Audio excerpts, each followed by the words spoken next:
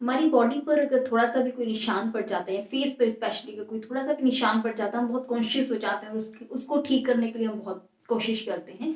But unfortunately पूरी दुनिया में कुछ लोग ऐसे भी हैं जिनकी पूरी बॉडी पर व्हाइट कलर के पैचेस पड़ के होते हैं। आप एस्टिमेट कर सकते हैं मैं किस बीमारी की ओर बात कर रही हूँ। मैं यहाँ बात कर रही हूँ विटिलिगो की, या जिसे ल्यूकोडर्मा भी बोलते हैं और कॉमनली जिसे हम फुलवेरी बोलते हैं।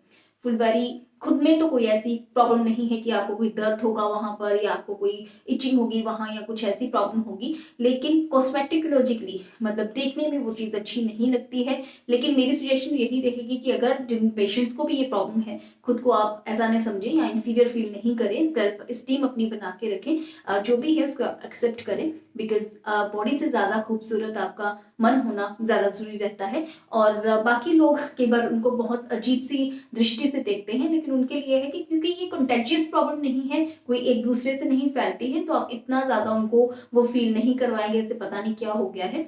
लेकिन फिर भी इस चीज़ का ट्रीटमेंट करवाना ज़रूरी है। सो फुलबेरी क्यों होती है? क्योंकि हमारी बॉडी में पिगमेंट रहता है मेलेनिन। मेलेनिन को प्रोड्यूस करते हैं हमारे सेल्स, जो स्किन में सेल रहते हैं, melanocytes. Melanocytes melanin pigment produce करते हैं। जितना ज़्यादा वो पिगमेंट प्रोड्यूस करते हैं उतना ही ज़्यादा आपकी कंप्लेक्शन रहती है। जिनमें ज़्यादा होता है वो उतनी ज़्यादा ब्राउनिश कंप्लेक्शन रहेगी, जितना जितना कम होगा उतनी ही आपका फेयर कंप्लेक्शन रहेगा। लेकिन अनफॉर्चुनेटली इसका ऐसा कोई रीज़न नहीं है। ऑटोइम्यूनिटी को ही हम इसका रीज़न मानते हैं कि आपकी बॉडी के खुद के ही सेल्स आपके मेलानोसाइट्स को डिस्ट्रॉय कर देते हैं, जिससे कि मेलानिन की प्रोडक्शन नहीं हो पाती है और आपके वाइट से पैचेस आपकी बॉडी पे बन जाते हैं। इसकी कुछ एक टाइप्स रहती हैं, जैसे कंजेनिटल, कई बच्चे पैदा होते हैं उनमें तभी से निशान पाए जाते हैं, लेकिन अफसोस कि उसका कोई ट्रीटमेंट अवेलेबल नहीं है। तो वो पेशेंट्स जिनको बाय बर्थ ये प्रॉब्लम है वो ट्रीटमेंट की कोशिश भी ना करें, जस्ट एक्सेप्ट जो भी है। So second is genetic. कई बार पेरेंट्स से बच्चों में ये प्रॉब्लम आ जाती है, उसके भी बहुत पुअर प्रोग्नोसिस रहते हैं। एंड थर्ड इज आपके कई बारी सेगमेंटल, कई बारी हैंड्स पे प्रॉब्लम होती है या फेस पे होती है, बॉडी के कोई एक आधे पार्ट पे ही प्रॉब्लम होती है, किसी सेगमेंट में या फोकल एरिया में ही प्रॉब्लम होती है। Next is general. जनरल में 80% बॉडी आपकी ल्यूकोडर्मा से फिल होती है, वाइट पैचेस से फिल होती है आपकी 80% बॉडी।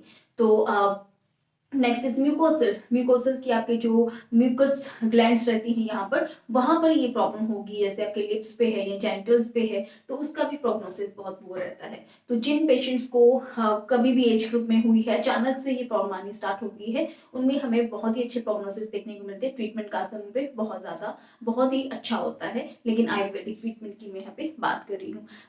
एलोपैथी या मॉडर्न हमें हम इसका जो ट्रीटमेंट रहता है वो स्टीरॉयड क्रीम से ही रहता है। तो स्टीरॉयड्स बताने की जरूरत नहीं है, यहाँ खुद से ही उसके कई कॉम्प्लिकेशंस रह सकते हैं, साइड इफेक्ट्स रह सकते हैं स्टीरॉयड क्रीम्स के।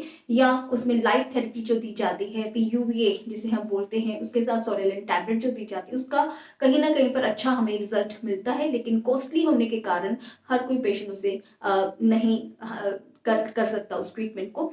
नेक्स्ट इज लाइट थेरेपी रहती है, या फिर लेजर से उसका ट्रीटमेंट होता है, या फिर रीपिगमेंटेशन की जाती है वहाँ, या डीपिगमेंटेशन की जाती है। अगर आपकी पूरी की पूरी बॉडी जो है वो अगर जिसको लिकोडर्मा है पूरी बॉडी पे ही, वो डीपिगमेंट कर देता है, जो बाकी भी पार्ट रह गया उसको भी उसी के जैसा करवा देता है। माइकल जैक्सन ने आई थिंक ये चीज करवाई हुई थी। जिन पेशेंट्स को फुलवेरी का शिकायत रहता है वो और भी प्रोन रहते हैं ऑटोइम्यून प्रॉब्लम्स को लेकर, जैसे थायराइड का उनको इशू हो सकता है, या IBS का इनको इशू हो सकता है, सोरियासिस का इशू हो सकता है उनको।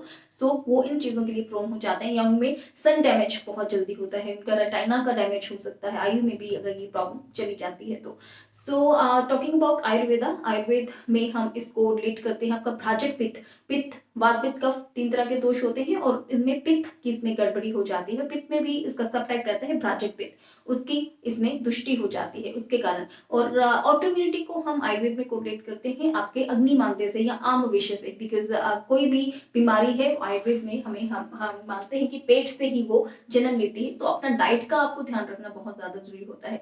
तो कई बारी आप कुछ ऐसा अगर फ्राइड या रिफाइंड या बहुत ज्यादा ऐसे आहार साथ में ले लेते हैं, जैसे मछली और दूध ज्यादा इसमें रहता है, क्योंकि इनमें कंपेटिबिलिटी कम होती है। या दूध के साथ नमक अगर आप ले रहे हैं और शहद और घी को एक जैसी मात्रा में अगर आप ले रहे हैं तो ये इनकम्पैटिबल फूड्स रहते हैं। इनको अगर आप रूटीन में लेते हैं तो धीरे धीरे करके ऑटो इम्यूनिटी डेवलप होनी स्टार्ट हो जाती है, आमविश डेवलप होना स्टार्ट हो जाता है, जो कि जिससे क्या होता है आपके स्रोतस या चैनल्स जो है वो ब्लॉक हो जाते हैं और आपको ये शिकायत होनी स्टार्ट हो जाती है। तो इसमें हम आयुर्वेद की अगर बात करते हैं ट्रीटमेंट मॉड्यूल की, तो ट्रीटमेंट हमेशा से दो तरह का आयुर्वेद में होता है। वन इज द प्यूरिफिकेटरी, जिसमें पंचकर्मा रहता है, तो इसमें हम विरेचन प्रेफर करते हैं कि सबसे पहले आपकी जो आमविश है उसको हम बाहर निकालते हैं, तो विरेचन इसमें बहुत अच्छा रोल प्ले करता है। उसके बाद लोकल एप्लीकेशन के लिए हम साथ में बाकुची, I think most of you have heard about bakuchi, psoralea corylifolia इसका लेटिन नेम रहता है। तो बाकुची का ऑयल वहां पे लगाते हैं जहां पर भी आपको ये प्रॉब्लम है, पैचेस हैं, और उसके बाद थोड़ी देर के लिए धूप में बैठना होता है या उसको हीट देनी होती है। वहां पर कई बारी फफोल्दे से बढ़ जाते हैं, जिसको आप प्रिक कर सकते हैं बाद में, और इस ट्रीटमेंट को आप रिपीट कर सकते हैं जैसे आपके फफोले ठीक होते हैं। तो इससे आप देखते हैं कि आपको वहां पर रीपिगमेंटेशन होना स्टार्ट हो जाता है, कि आपका स्किन का कलर वहां आना स्टार्ट हो जाता है। तो बाकुची का एक बहुत ही अच्छा रोल रहता है फुलबेरी में। नेक्स्ट हम इसमें ओरल मेडिकेशंस रहती हैं, बहुत सारी रस औषधियाँ रहती हैं, जैसे श्वेतहरारी रस रहता है, कुष्ठारी रस रहता है, या फिर भल्लातक का भी इसमें हम भल्लातक का लेप इसमें यूज करते हैं। कुछ एक होम रेमेडीज आप कर सकते हैं कि बाकुची का पाउडर इजीली अवेलेबल रहता है पंसारी से, या और साथ में बाकुची का पाउडर, साथ में चक्रमर्द का पाउडर, इनको आप इक्वल क्वांटिटी में मिक्स करके आपको सुबह शाम कोसे पानी के साथ को लेना है। 3 to 6 मंथ्स भी अगर आप रेगुलर में लेते हैं तो आप देखते हैं कि आपकी फुलबेरी में अच्छा वहाँ पर पिगमेंटेशन होना स्टार्ट हो जाता है। उसके अलावा आप लोकल एप्लीकेशन महावृक्षादि ऑयल रहता है, या फिर बाकुची का ऑयल ही सबसे ज़्यादा अच्छा है, उसको आप लगाकर थोड़ी देर धूप में बैठते हैं और उसके बाद वापस फोले जब पड़ते हैं तो आपको पिगमेंटेशन वहाँ पर धीरे धीरे वहाँ पर रीपिगमेंटेशन होना स्टार्ट हो जाता है। और आप क्या कर सकते हैं होम रेमेडी में, एक सरसों का ऑयल और उसमें हल्दी मिक्स करके भी आप अपने पैचेस के ऊपर लगा सकते हैं, उसके भी काफ़ी अच्छा रिजल्ट मिलता है।